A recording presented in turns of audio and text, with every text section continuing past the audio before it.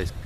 So here I'm sitting in the front of the church, St. Peter's in Assisi, and again in Assisi, so in the last video, St. Francis of Assisi, and this is St. Peter's of Assisi, where I spent 10 years as a Benedictine monk, and that's just one of my training grounds, you know.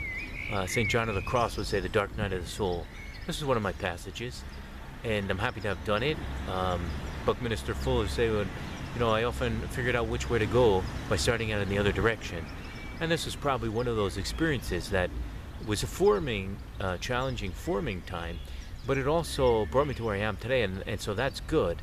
You know, not just, as I was saying before about St. Francis, a spiritual rebel, so not just conforming to an outer system, but rebelling to that outer system in order to release the truth that's inside of each and every one of us. And I think that is the message that needs to come through today. Your truth needs to come out, because your truth is tied to the universal spirit, the great soul of the universe, the Holy Spirit, whatever you want to call that energy that's moving in you, that ties you to the universe, is trying to speak through your unique being, and we need to release that.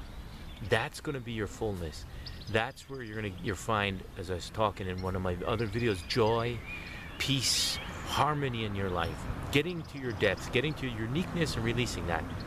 That could take time. That needs to be nourished. It needs to be encouraged. You need to build on it. You need to take the steps, you know, as they come. Not just do everything at once.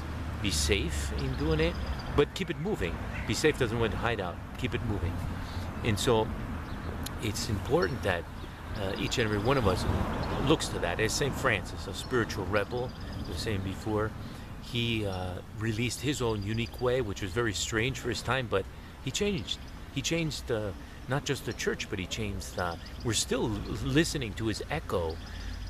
You know, he's become the patron saint of the ecology. Now, who would have ever expected that 800 years ago, 850 years ago, whatever it is, you know? And so that's one of the amazing things about you could be the next St. Francis. We're looking at a Benedictine abbey, you know, St. Benedict from Norcia, Norcia, you might say in Italian, but Norcia in Italian. That he was another spiritual rebel who didn't just bow to the system, as was their role model, Jesus Christ, was a spiritual rebel too as well. He followed his father's plan, and not the plan of the temple or the plan of the Hebrew peoples at that time, people who just wanted to keep everybody down.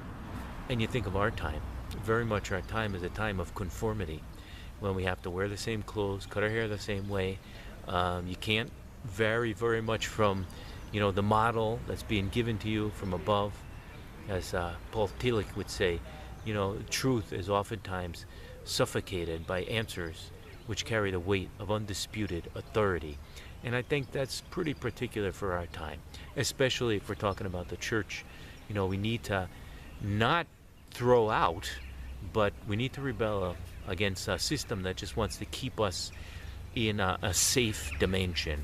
We need to get out into a dimension where we're renewing spirituality, renewing our faith in Jesus Christ, and promoting that, as Francis did, as St. Benedict did. So the invitation is to work on your spiritual dimension, get down there, find yourself a guide who can help you search out that part of your being, because it's a unique voice of God that's essential, as was that of Francis or Benedict or other amazing saints, other spiritual rebels. It's essential to God's plan, and he's inviting you to release that, to show it to me, to show it to the world. And it might be through your creativity, your art, whatever it might be, your studies, your brain, whatever your particular gift is.